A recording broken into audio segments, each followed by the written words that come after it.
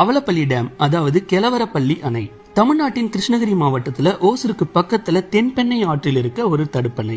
இந்த அணை 1995 கட்டப்பட்டது. சுற்றுலா பயணிகள் அதிகம் வரும் இடமாகவும் விவசாயம் மற்றும் குடிநீர் தேவைக்காக தண்ணீரை சேமித்து வைக்கும் முக்கிய அணையாகவும் இது பயன்படுத்தப்படுது. இந்த அணையில ஏற்பட்ட முக்கிய பிரச்சனை நச்சு நுரை.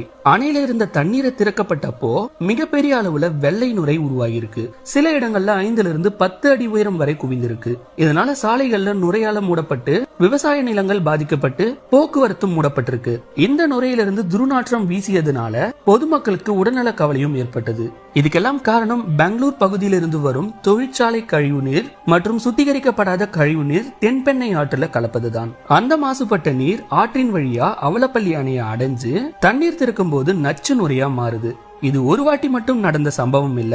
2024 அக்டோபர், 2025 மற்றும் 2026 ஜூன் மாதத்துல இந்த தென்பெண்ணை ஆறுக்கு எனக்கு தெரிஞ்சு 1000 பேர் மேல காணொலி போட்டுட்டாங்க.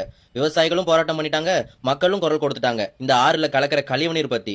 இன்னமா மாண்புமிகு முதல்வர் விஜய் அவர்கள் காதுக்கு இந்த செய்தி போய் சேரல? மாண்புமிகு புசி ஆனந்த் அவர்களே, நீங்க தானே நீர்வளத்துறை அமைச்சர், உங்க காதுக்குமா இந்த செய்தியை வந்து சேரல? உங்களை மாண்புமிகுன்னு சொல்றது உங்க பதவிக்காக மட்டும்தான். தனி மனிதனோட செயல்பாடு வச்சுதான் மரியாதை கொடுக்கணும்னா உங்க ஒருத்தருக்கும் மரியாதை கிடையாது. கிருஷ்ணகிரி, தருமபுரி, திருவண்ணாமலை, விழுப்புரம், கடலூர் இத்தனை மாவட்டங்கள் பாதிக்கப்பட்டிருக்கு. இதை முதல்ல கவனிக்காம அங்க என்ன வேலையா பாத்துட்டு இருக்கீங்க? விவசாயிகள் கதறிட்டு இருக்காங்களே, இப்ப வர நடவடிக்கை எடுக்காம அங்க என்னையா பண்ணிட்டு இருக்கீங்க? மக்கள் உங்கள்ட்ட கோரிக்கை வச்சு கெஞ்சிட்டே இருக்கணுமா? மக்களுக்கு நீங்க வேலை பாக்குறீங்களா இல்ல மக்கள் உங்களுக்கு வேலை பாக்குறாங்களா? மக்கள் உங்கள்ட்ட கோரிக்கை வச்சு போராடிட்டே இருந்தாதான் உங்க காதுக்கு கேக்குமா?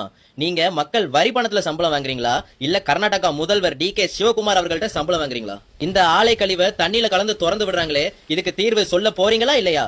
மீடியாலாம் என்னையா புடுங்கிட்டு இருக்கீங்க? பொய் செய்தி பரப்புறதை விட்டுட்டு புசி ஆனந்த் அவர்கள் போற